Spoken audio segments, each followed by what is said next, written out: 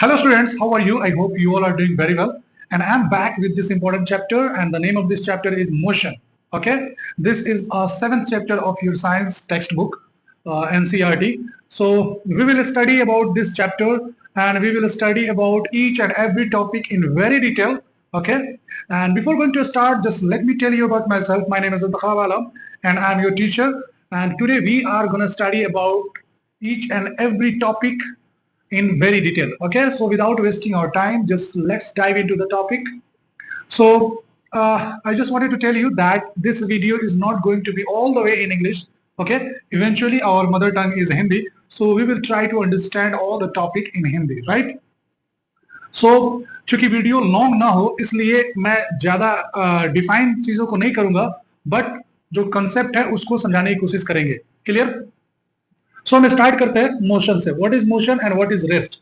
What is the difference between motion and rest? Means how can we observe कि कोई object motion में है या फिर रेस्ट में है. सो अपन पहले डिफिनेशन देख लेते हैं, उसके बाद अपन रियल लाइफ एग्जांपल देखेंगे, राइट? सो डिफिनेशन क्या बोलती है कि whenever a body changing its position with respect to stationary objects and time is said to be in motion. ध्यान से सुनो. Whenever a body changing its position with respect to stationary objects and time then is said to be in motion. Clear? What about the rest? Whenever a body does not change its position with respect to a stationary object and time then it is said to be at rest. Simple कहने का मतलब यह है कि जब कोई object या जब कोई बॉडी अपना पोजीशन चेंज करती है, किसके रेस्पेक्ट में? किसी स्टेशनरी ऑब्जेक्ट या फिर टाइम के रेस्पेक्ट में. जब कोई बॉडी अपनी पोजीशन चेंज करती है तो मैं और हम और अपन बोलते हैं कि भाई ये बॉडी मोशन में है. क्लियर? हाँ या ना? सिंपल है. जब कोई बॉडी किसी स्टेशनरी ऑब्जेक्ट के रिस्पेक्ट में या टाइम के रिस्पेक्ट में अपना पोजीशन चेंज करेगी तो हम लोग बोलेंगे कि ये बॉडी मोशन में है.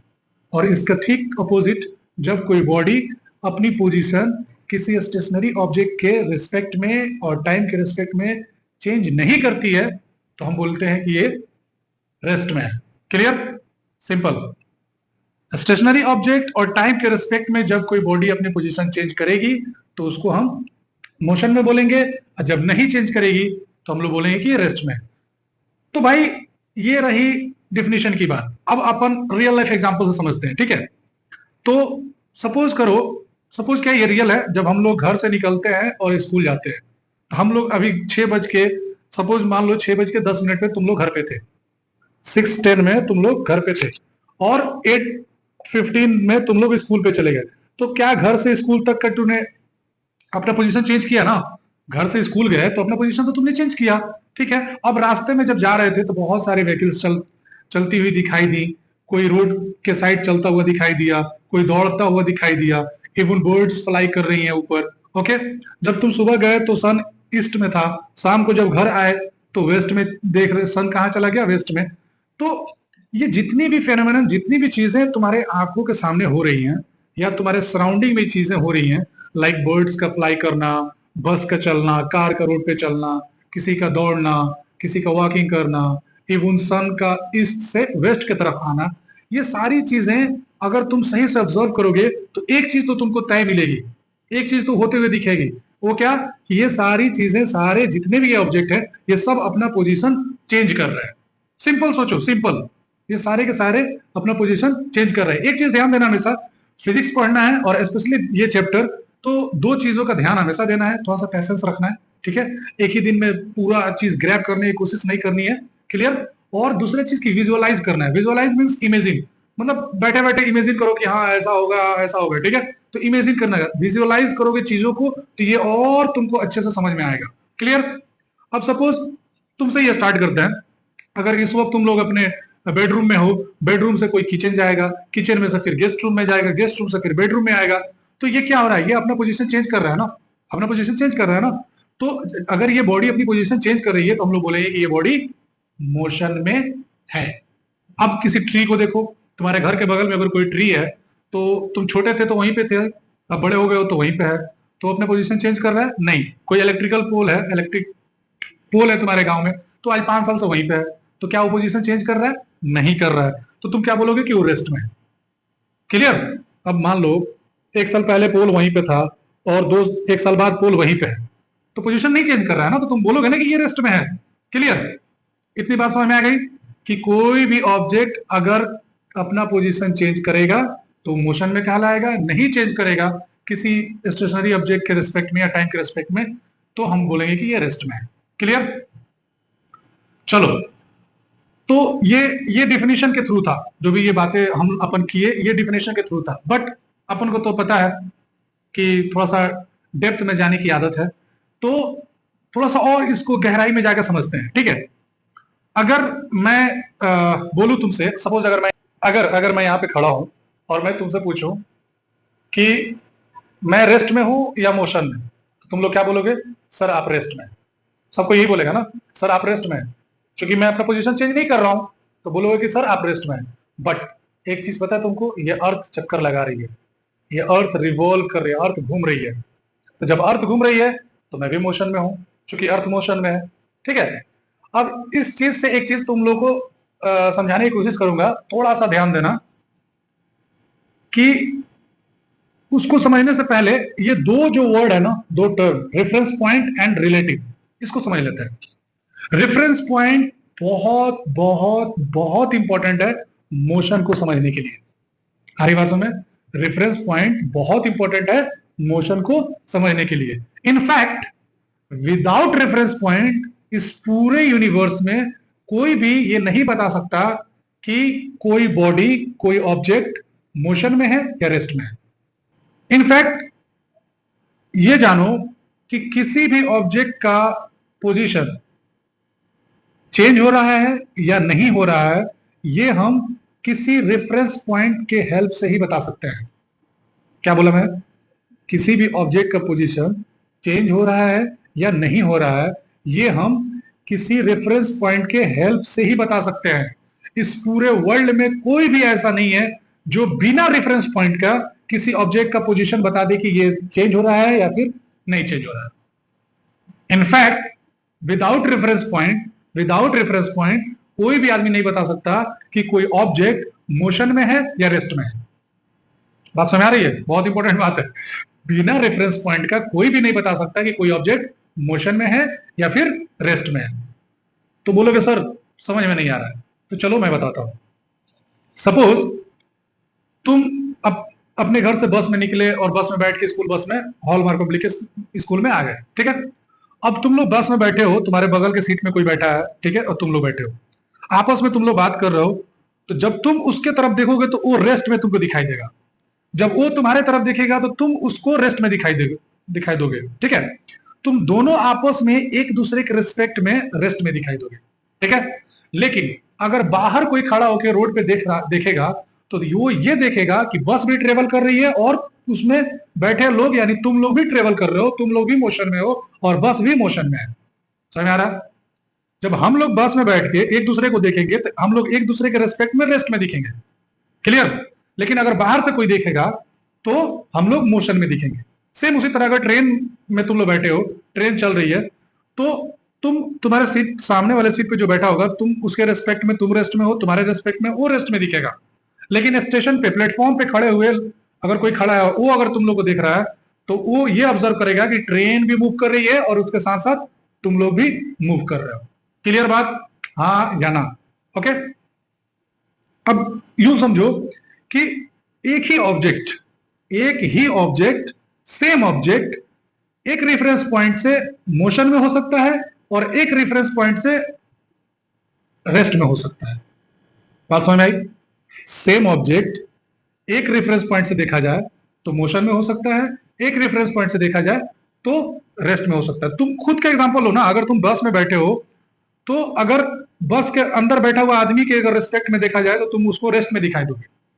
अगर तुम बस में बैठे हो तो बस में बैठे हुए आदमी के रिस्पेक्ट में अगर देखा जाए या बस में बैठा किसी स्टूडेंट के रिस्पेक्ट में तुमको देखा जाए तो तुम उसको रेस्ट में दिखाई दोगे। लेकिन अगर बाहर कोई आदमी खड़ा है, उसके रिस्पेक्ट में अगर तुमको देखा जाए तो तुम उसको मोशन में दिखाई दोगे। तो हो तो तुम ही ना। अगर तुम एक ऑब्जेक्ट हो, एक साइंस में ऑब्जेक्ट और बॉडी लेके चला जाता है, ठीक है? तो अगर तुम्ही को देखा जाए, तुम यहाँ बैठे हो बस में, ठीक है। तो अगर अंदर बैठे वाले आदमी के रिस्पेक्ट में देखा जाए, WRT, with respect to that person who is sitting inside the bus, उसके रिस्पेक्ट में देखा जाए, with respect to that guy और दैट स्टूडेंट देखा जाए, तो तुम उसको रेस्ट में दिखाई दोगे।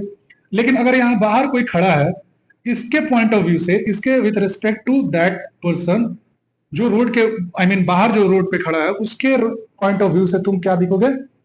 मोशन में दिखोगे, क्योंकि बस मोशन में है। आ रही बात समझ में? इतनी बात क्लियर हुई? तो अब एक चीज समझ लो कि पूरे यूनिवर्स में ना कोई बॉडी ऐसा है जो यूनिवर्सली एब्सोल्यूट रेस्ट में है या फिर यूनिवर्सली एब्सोल्यूट मोशन में है। मैं फिर बोल रहा हूं, ध्यान से सुनो। इस पूरे यूनिवर्स में ना ही कोई ऐसी बॉडी है जो यूनिवर्सली एब्सोल्यूट रेस्ट में है और यूनिवर्सली एब्सोल्यूट मोशन में है। सर इसका मतलब क्या होगा? यूनिवर्सली एब्सोल्यूट रेस्ट में है या फिर यूनिवर्सली एब्सोल्यूट मोशन में है, इसका मतलब क्या होगा? तो इसको आसानी से ऐसे समझ लो, ठीक है, कि यूनिवर्सली एब्सोल्यूट रेस्ट या फिर यूनिवर्सली एब्सोल्यूट मोशन का मतलब यह है कि, थोड़ा ध्यान देना, अगर सपोज ये ऑब्जेक्ट है, ठीक है, तो इस पूरे यूनिवर्स में ऐसा कोई ऑब्जेक्ट नहीं है जिसको हर पॉसिबल पॉइंट ऑफ व्यू, हर पॉसिबल रेफरेंस पॉइंट से देखा जाए तो रेस्ट में ही दिखाई दे। आ रही बात में? ऐसा कोई ऑब्जेक्ट नहीं है पूरे यूनिवर्स में जिसको हर पॉसिबल रेफरेंस पॉइंट से, हर पॉसिबल रेफरेंस पॉइंट से देखा जाए तो वो रेस्ट में ही दिखाई दे, या फिर यूं कह लो कि हर पॉसिबल रेफरेंस पॉइंट से देखा जाए तो मोशन में ही दिखाई दे। ऐसा नहीं है। क्यों? क्योंकि अगर एक रेफरेंस पॉइंट से देखोगे तो यही ऑब्जेक्ट तुमको रेस्ट में दिखाई देगा और दूसरे पॉइंट ऑफ रेफरेंस से देखोगे तो यही ऑब्जेक्ट तुमको मोशन में दिखाई देगा। क्लियर? तो अब कोई तुमसे पूछे, कहीं भी घर पे बैठे हो, स्कूल में बैठे हो, ओके, कोई तुमसे बोले कि बताओ कि ये बोर्ड रेस्ट में है या मोशन में, तो पहले की तरह तुम लोग मत बोल देना कि सर ये बोर्ड रेस्ट में है। क्लियर? अब थोड़ा सा फिजिक्स का यूज करो, थोड़ा फिजिक्स का लैंग्वेज यूज करना, ओके। तुम पूछ रहे किसके रिस्पेक्ट में, समझ में आ रही है बात? किसके रिस्पेक्ट में? हम देख रहे हैं तो हमारे रिस्पेक्ट में तो ये बोर्ड रेस्ट में है, ठीक है। लेकिन अगर दूसरे प्लेनेट से देखा जाए तो चूंकि अर्थ रिवॉल्व कर रही है तो ये हाउस भी रिवॉल्व कर रहा है, ये वाल भी रिवॉल्व कर घूम रहा है, चक्कर लगा रहा है, तो जब वाल घूम रहा है तो ये बोर्ड भी घूम रहा है। अरे सब है, तो अब किसी से ये पूछना है किसके रिस्पेक्ट में, ओके। चलो यहां तक तो क्लियर हो गया। अगर इसके बावजूद भी कोई डाउट हो तो व्हाट्सएप पे मैसेज कर देना, सब मैं उसको क्लियर कर दूंगा, ठीक है। इसको थोड़ा सा समझ लेते हैं। रिलेटिव मोशन भी रिलेटिव है और रेस्ट भी रिलेटिव है, एक दूसरे से रिलेटिव। Relative means what? यहाँ पे रिलेटिव मींस फूफा और खालू नहीं, ठीक है। यहाँ पे रिलेटिव मींस होता है यहाँ पे इस फिजिक्स में depending on something else, depending on something else, कि यानी किसी और पे ये डिपेंड है। जाहिर सी बात है, ऑब्जेक्ट मोशन में है या रेस्ट में है, ये किस पे डिपेंड करता है? ये रेफरेंस पॉइंट पे डिपेंड करता है, इसीलिए इसको बोला जाता है ये रिलेटिव है। क्लियर? चलो अब बात कर लेते हैं, दो पैरामीटर्स हैं मोशन के, उस पे बात कर लेते हैं। एक है अपना डिस्टेंस, और दूसरा है डिस्प्लेसमेंट।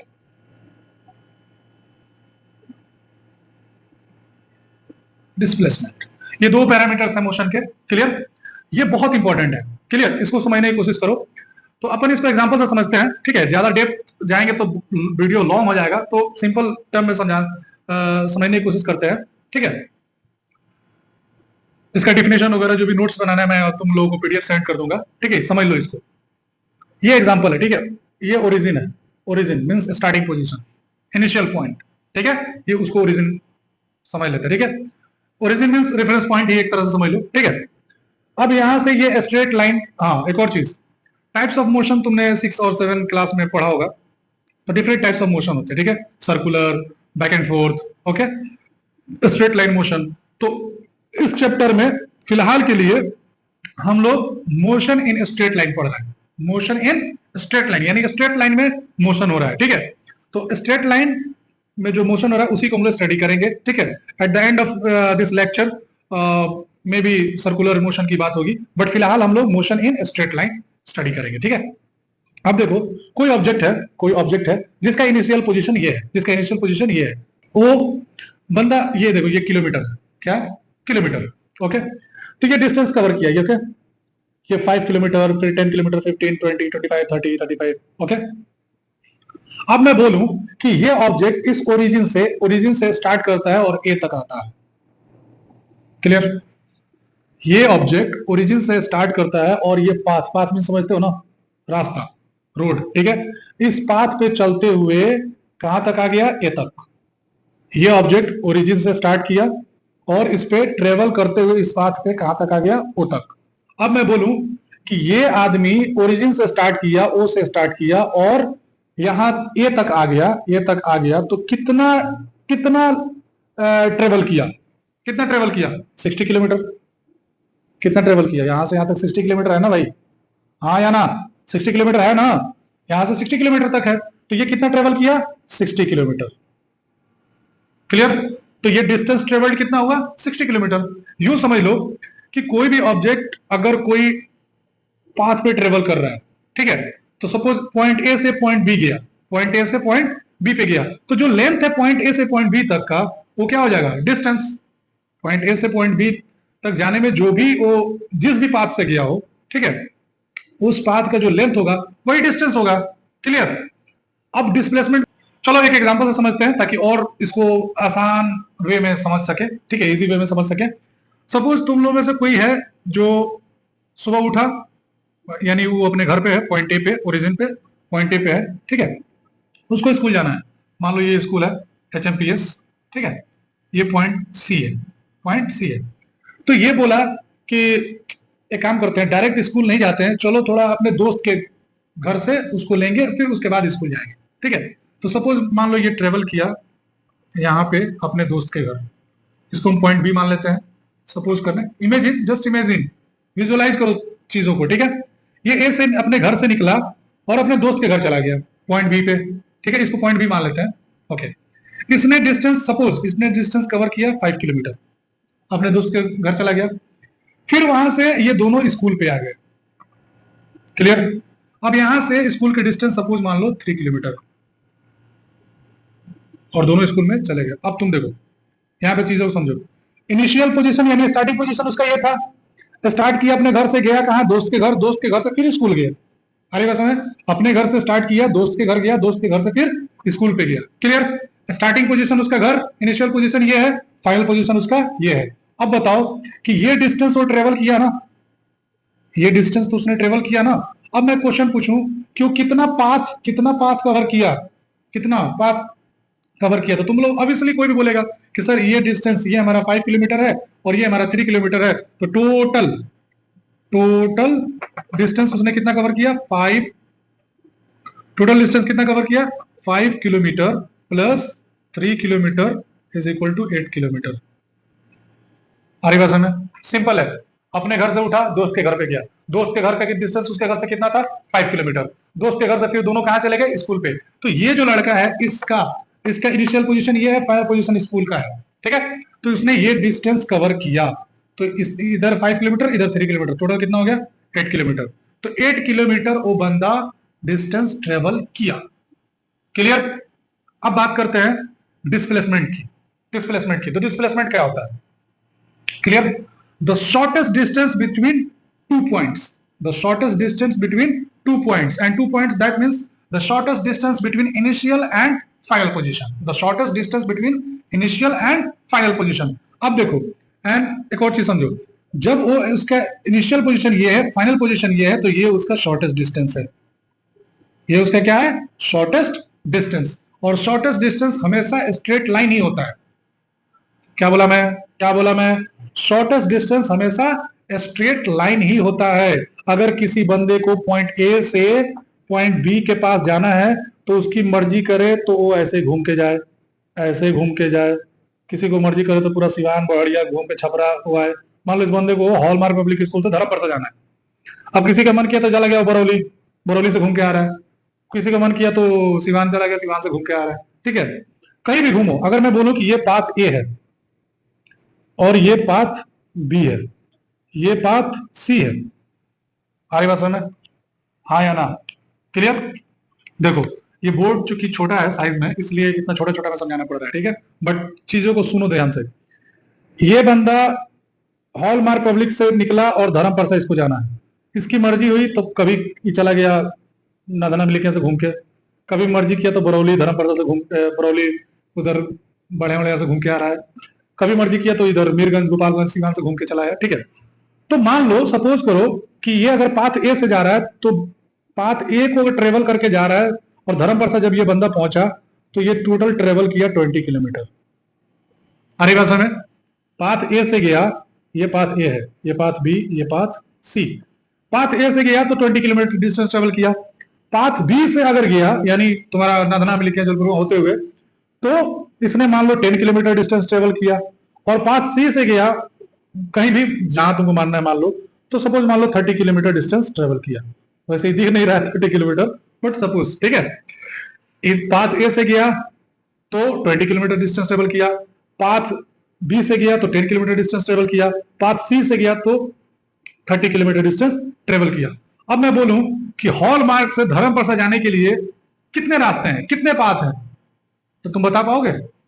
कोई भी नहीं बता पाएगा। इनफाइनाइट पाथ है भाई, उसको जहां मर्जी मन करे तो जाके एकदम समोसा खाते हुए घूम घूम के कहीं जाओ, पहुंचेगा शाम तक, कहीं से भी जा सकता है ना।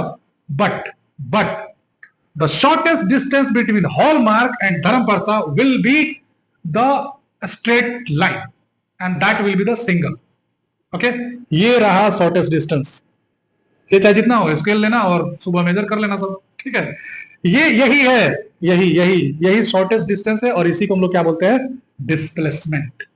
Shortest distance between initial and final position is called displacement. Clear? और वो एक ही हो सकता है। हॉलमार्क से धर्मपर्दा जाने के लिए बहुत सारे रास्ते हो सकते हैं, बहुत सारे डिस्टेंस ट्रेवल किया जा सकता है, लेकिन डिस्प्लेसमेंट एक ही होगा। डिस्प्लेसमेंट एक ही होगा and that will be the straight line, that will be the straight line. Clear? अब ये कुछ भी हो सकता है, तुमको मेजर कर लेना स्केल लेके। चलो एक और एग्जांपल लेते हैं। सपोज एक बंदा उठा हॉलमार्क से, क्योंकि अपना स्कूल हॉलमार्क है तो बार बार हॉलमार्क का नाम लेना जरूरी है, ठीक है। हॉलमार्क से निकला और उसको वो क्या किया कि गोपालगंज घूमते हुए, सिवान घूमते हुए, पूरा धर्मपर्दा आया, फिर धर्मपर्दा से घूमते हुए कहाँ आ गया? हॉलमार्क। फिर हॉलमार्क में आ गया। सुबह निकला हॉलमार्क से, जाके गोपालगंज पूरा सिवान घूमते हुए फिर हॉलमार्क में आ गया। अब उसने मान लो ये डिस्टेंस ट्रेवल किया, ठीक है, खाते पीते समोसा मोसा खाते हुए अपना आया, ठीक है। यहां से स्टार्ट किया हॉलमार्क, HMPS से स्टार्ट किया, hallmark public school, okay. HMPS से स्टार्ट किया और पूरा गोपालगंज, नदना, मिल्किया, धर्मपर्दा जो भी हो पूरा घूमते हुए फिर हॉलमार्क में आ गया, ठीक है। अब तुम बताओ कि सपोज इसने मान लो 50 किलोमीटर डिस्टेंस ट्रेवल किया, total distance 50 kilometre. I mean वो उसका मीटर जो होता है ना, स्पीडोमीटर समझते हो ना, कार पे या बाइक पे जो मीटर दिखाता है ना, ऐसे हैंड, उसका सुई जो घूमता है उसको स्पीडोमीटर बोलते हैं, ठीक है। एक ओडोमीटर होता है जिसपे वो किलोमीटर बताता है कितना किलोमीटर ट्रेवल किया, ठीक है। उतना डिटेल में अभी जाने की जरूरत नहीं है, फिलहाल ये समझो कि ये 50 किलोमीटर डिस्टेंस ट्रेवल किया। अब मैं बोलूं कि कितने डिस्टेंस ट्रेवल किया, तुम बोलोगे सर 50 किलोमीटर। हम बोलेगे व्हाट अबाउट द डिस्प्लेसमेंट, तो तुम बोलोगे सर आप तो बोले थे कि the shortest distance between initial point and final position is called displacement. तो सर इसका तो इनिशियल भी और फाइनल भी दोनों तो सेम है। सच में क्या? हाँ भाई, दोनों सेम है। हॉलमार्क से निकला और हॉलमार्क में ही आ गया, तो यहां पे इनिशियल भी हॉलमार्क और फाइनल भी hallmark, that's why the displacement will be 0। एक और कॉन्सेप्ट, जब इनिशियल पोजीशन और फाइनल पोजीशन सेम हो यानी कोइंसाइड कर जाए तो हम क्या बोलेंगे कि उसका डिस्प्लेसमेंट 0 है। जाहिर सी बात है ना, यहाँ पे क्या तो स्ट्रेट लाइन, शॉर्टेस्ट डिस्टेंस क्या है, जब सेम पॉइंट ही है, इनिशियल वही फाइनल वही, so the displacement will be 0। Clear? इतनी बात क्लियर हुई? चलो ये तुम्हारा एनसीईआरटी का एग्जांपल है, इसको देख लेते हैं, ठीक है। उसके बाद से नेक्स्ट टॉपिक पढ़ेंगे। क्लियर?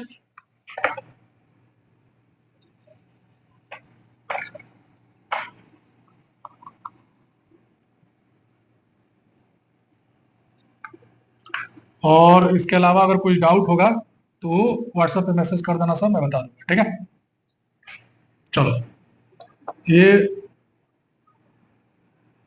डिस्टेंस है, ये तुम्हारा एग्जांपल है। जब मोशन इन स्ट्रेट लाइन एक टॉपिक है तुम्हारा एनसीईआरटी में, motion in straight line, motion along a straight line, तो इसमें ये तुम्हारा एग्जांपल है, इसको समझते हैं। इसमें केस बनाते हैं, ठीक है। अब देखो इसमें क्वेश्चन एक है कि can the magnitude of the displacement is equal to the distance travelled by an object. क्या डिस्प्लेसमेंट का मैग्नीट्यूड, मैग्नीट्यूड मीन्स वैल्यू, ठीक है, सिंपल। यहां पे हर चीज का सिंपल मीनिंग है, ठीक है, तो टेंशन नहीं लेना है, हर चीज को सिंपल वे में बताया जाएगा ताकि तुमको समझ में आ जाए। मैग्नीट्यूड मीन्स व्हाट, सिंपल समझो, वैल्यू। Magnitude means value. तो क्वेश्चन ये कि क्या डिस्प्लेसमेंट का मैग्नीट्यूड जो डिस्टेंस ट्रेवल हुआ है उसके बराबर हो सकता है? चलो चेक कर लेते हैं, ठीक है भाई। सो अपन चेक करते हैं, चलो केस लेते हैं, first case, distance travel from O to A, यानी ओ से स्टार्ट हुआ, ये बंदा है, ये ओ से स्टार्ट, ये ओ है, ठीक है, ओ से स्टार्ट हुआ, ए तक गया, समझना इस चीज को, ओ से स्टार्ट किया, ए तक गया, ये पूरा किलोमीटर है, 5 10 15 ये सब क्या है, किलोमीटर। ओ से स्टार्ट किया, ए तक गया, कितने किलोमीटर का डिस्टेंस ट्रेवल किया, 60 किलोमीटर। तुम बोलोगे डिस्टेंस जो ट्रेवल हुआ ओ से 60 किलोमीटर, ठीक है। अब बताओ कि डिस्प्लेसमेंट कितना होगा, डिस्प्लेसमेंट कितना होगा? तो तुम बोलोगे सर आपने तो बोला है कि भाई डिस्प्लेसमेंट मतलब होता है कि the shortest distance between initial and final position. तो सर इसका इनिशियल पोजीशन ये है और फाइनल पोजीशन ये है, तो इसका शॉर्टेस्ट डिस्टेंस क्या होगा? वो भी स्ट्रेट लाइन है, क्योंकि मोशन भी ये स्ट्रेट लाइन में ही किया है और शॉर्टेस्ट डिस्टेंस भी स्ट्रेट लाइन में ही है, तो ये भी 60 किलोमीटर हो जाएगा। समझ में आया? देखो ध्यान से, अगर ये बंदा इधर उधर से घूम के गया होता ए पे, तब मान सकते थे कि वो 70 किलोमीटर 80 किलोमीटर जितना ट्रेवल करना हो किया होता, लेकिन चूंकि स्ट्रेट लाइन में ही मोशन है उसका, तो डिस्प्लेसमेंट भी तो स्ट्रेट लाइन में ही है। तो केस 1 में अगर ये बंदा ओ से लेके ए तक ट्रेवल किया, तो in that case the distance will be 60 kilometre and the displacement will also be 60 kilometre. Clear? Next, case 2, distance travel from O to A, distance travel from O to A and back to B। इस case में, ये सब तुम्हारे NCERT का case है, ठीक है, उसको मैं अलग करके लिख रहा हूं, उसमें केस करके नहीं लिखा है, ठीक है, लेकिन हम तुमको समझाने के लिए ऐसे मैं लिखा हूं, ठीक है। तो ये सेकंड केस में क्या बोल रहा है कि वही बंदा ओ से स्टार्ट किया, ए तक गया और फिर ए से बैक हुआ बी तक, इधर गया ए तक और फिर ए से वो बैक हो गया कहां तक, बी तक। अब कोई बताएगा, तेज बंदा, तेज स्टूडेंट कोई बताएगा कि अब इसका इनिशियल और फाइनल पोजीशन क्या है? तो सबको तो पता है ना, सबको अब समझ में आ गया है कि इनिशियल और फाइनल पोजीशन क्या है, जहां से स्टार्ट किया वो इनिशियल है, जहां पे रुक गया वो फाइनल है। तो ये बंदा फर्स्ट केस में ओ से स्टार्ट किया था, ए पे रुक गया था, लेकिन सेकंड केस में ये ए पे नहीं रुका, ओ से स्टार्ट किया, ए पे गया, फिर ए से बैक हुआ बी पे, ठीक है। अब इसका फाइनल पोजीशन बी है, इनिशियल पोजीशन ओ है और फाइनल पोजीशन बी है। तो इधर गया तो 60 किलोमीटर कवर किया, यानी ओ ए तक।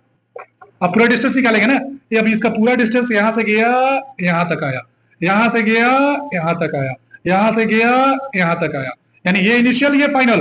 तो अब इधर गया 60, फिर इधर आया तो कितना है ऐड कर लेंगे, तो ओ ए गया ना, तब टोटल डिस्टेंस क्या कैसे निकलेगा, यहां पे ओ ए तक आया प्लस फिर ए बी, ओ ए कितना है 60 किलोमीटर प्लस ए बी, तो काउंट कर लो ना, 5 5 10 15 20 25, ये 25 किलोमीटर। टोटल डिस्टेंस कितना हो गया, 85 किलोमीटर। टोटल डिस्टेंस कितना कवर किया, 85 किलोमीटर। सर कैसे? देखो ना, इधर 60 गया, फिर बैक भी तो आया है, 60 गया है और फिर बैक भी तो आया है, तो 60 गया और फिर 25 आया, तो टोटल हमारा कितना हो गया, 85 किलोमीटर डिस्टेंस ट्रेवल किया, 85 किलोमीटर डिस्टेंस ट्रेवल किया। But what will be the displacement? What will be the displacement? Sir, you just have told that the shortest distance between initial and final position is called displacement. अब हमारा displacement यही है, अब हमारा displacement यही है, तो इसको काउंट कर लो ना। डिस्प्लेसमेंट हमारा क्या है, ओ बी, तो काउंट कर लो 5 10 15 20 25 25 30 35 kilometre, 35 kilometre. So in case 2 the magnitude of the displacement is not equal to the magnitude of the traveled distance, but in the case 1 the magnitude of the displacement is equal to the magnitude of the distance traveled। okay, third case, अब क्या होता है उसके साथ, ओ से तो फिर start करता है, ए तक जाता है, फिर ओ तक वापस आ जाता है, फिर ओ तक वापस आ जाता है, सेम जो स्कूल से बंदा निकला था घूम घाम के फिर स्कूल पे ही आ गया। क्लियर? ओ से चला, ए तक गया, फिर ए से ओ तक आ गया सी और बी के थ्रू, आई मीन उसी रास्ते पे, फिर वापस ओ तक आ गया। क्लियर? तो गया कितना, ओ ए प्लस आया कितना, ए ओ, ठीक है, गया कितना, ओ ए आया कितना, ए ओ, 60 गया 60 किलोमीटर प्लस आया कितना 60 किलोमीटर, टोटल कितना हुआ 120 किलोमीटर। सर नाउ अब तुम लोग ये बताओ कि what is the displacement in this case, what is the displacement in this case. Sir you have told that the shortest distance between initial and final position is called displacement. So in this case the initial and final position both are same, that's why the displacement will be 0. Correct? So in this case the displacement will be 0. So that's all for today. We will study the next topic in next lecture. Thank you.